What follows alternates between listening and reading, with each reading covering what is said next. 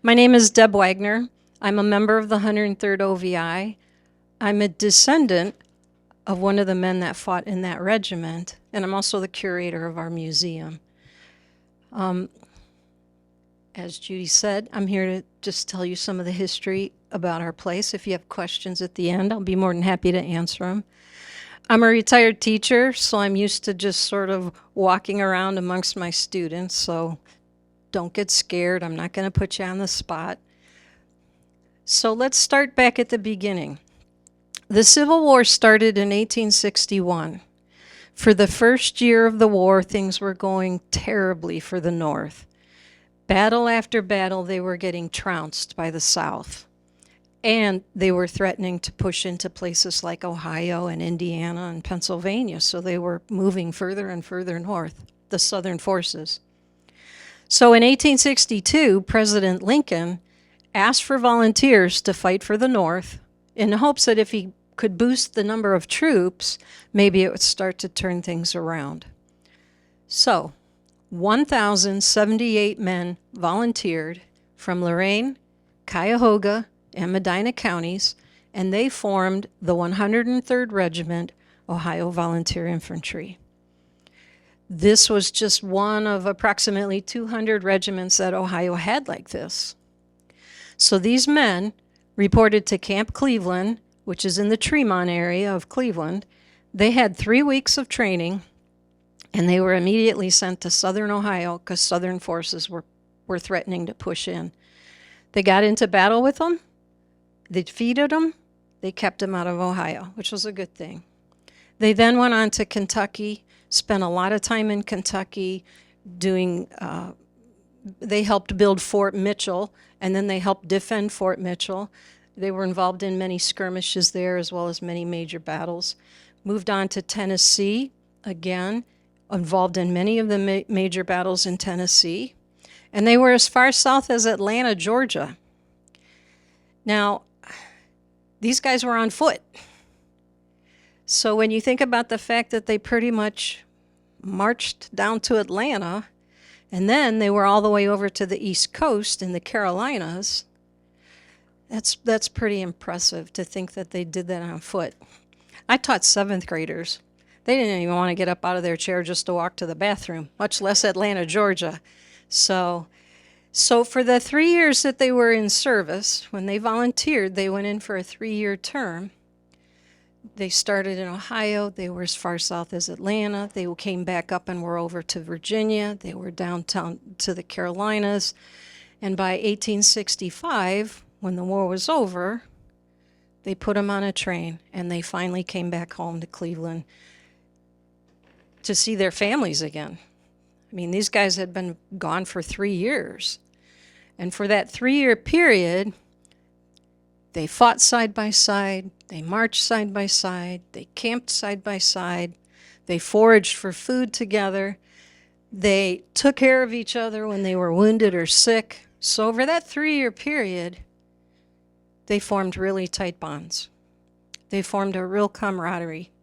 So when they came back in June of '65, they didn't want to go their separate ways and not see each other again. You know, nowadays it's nothing to jump in our car and drive to Cleveland or Shaker Heights or Columbus. But back then it was big traveling. So when they came back in 1865, they said, let's not go our separate ways, not see each other again. Let's have an annual reunion. So they did. At first it was just the men, and they would get together, they would have dinner, they would have a meeting, they would appoint officers, they would take minutes, they would reminisce, and then they'd go on their separate ways till the next year. They had the first reunion in Cleveland in 1867. They had the second one in Elyria. And for the first 30, 40 years, they would meet wherever they could meet. They'd meet at somebody's farmhouse in Medina. They'd meet out in Vermilion. Many, many times they met at a place called Randall's Grove in Lorain. They loved going there because it was right by the lake. They could set up their tents. They were right by the water. And eventually they started taking their families, and it got to be a week long. So by the early 1900s, they said, we've been doing this every year. We should buy a piece of property so that we always have a place to meet. In 1908, just under 5 acres became available in Sheffield Lake. Like Judy said, it's just over the Avon Lake line as you're going into Sheffield Lake on Lake Road. All that was on it was an old farmhouse. It was right by Lake Erie. So they sold each other shares of stock to raise the $3,000 that they needed to buy 5 acres right on Lake Erie. And in 1908, they had the reunion there for the first time. And the reunion has been on that property in Sheffield Lake ever since 1908. We have had an annual reunion every year since 1867. First the men themselves, then their children, then their grandchildren. I am a great-great-grandchild of Timothy Metzger, who was in Company C of the 103rd Regiment. I'm a member on my dad's side, descended down on that side of the family. So they bought this piece of property, had an old farmhouse on it. They were getting older, so they said, you know, we need to start putting some buildings up. So they started building cottages. They built a mess hall. By 1910, they said, you know what, we should build a barracks, not a military barracks. We should build a barracks so that people who come, who don't have a house to stay in, who don't want to stay in a tent, that would be me, okay? They could stay in a room in the barracks. And so 4 of the guys from the 103rd took charge, and the men of the 103rd Regiment built the barracks. It's a 2-story building. There's a picture of it on the front of the brochure. It's a 2-story building. The front looked exactly like the back. It had 8 rooms downstairs, 8 rooms upstairs, and if you didn't have a cottage to stay in or didn't want to stay in a tent, you could rent a room in the barracks and come and stay in the barracks. The rooms were small, they weren't fancy, but all you did was sleep in them. During the day, you were out socializing. Well, by the 1960s, 28 houses had gone up down there. People were coming with motorhomes and fancy campers and crushing in with their relatives, and the building was sitting empty.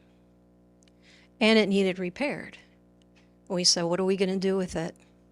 So we decided we would restore it and make it the museum. We had all these artifacts. We had this story to share. We're the only place like it in the world. So we remodeled it and restored it ourselves, and we made it the museum. And in the 1970s, it became the 103rd OVI Civil War Museum. It has 2 floors. The first floor is dedicated to the 3 years that they served in the war together. And the second floor is everything that happened after the war, the reunions, incorporating themselves with the state of Ohio and forming a company, all the reunion photos, all the minute books, all the post-war stuff. The museum's on a National Registry of Historic Landmarks, not because it's a museum, but because of who built it. It was built by the men who fought in this regiment. So they put up the building, they built the cottages, they started this reunion. They wrote a book, the men of the 103rd wrote a book called Reminiscences and Experiences, and it's their story in their own words about what they went through for those 3 years. Like I said, we're a unique organization. We are the only place like this in the world. Started by the men of this regiment and passed on to their descendants. And we're perpetuating it, not only because we love the place, I grew up there, but in their honor and in their memory. My great-great-grandpa started this. I'm going to continue it in his honor.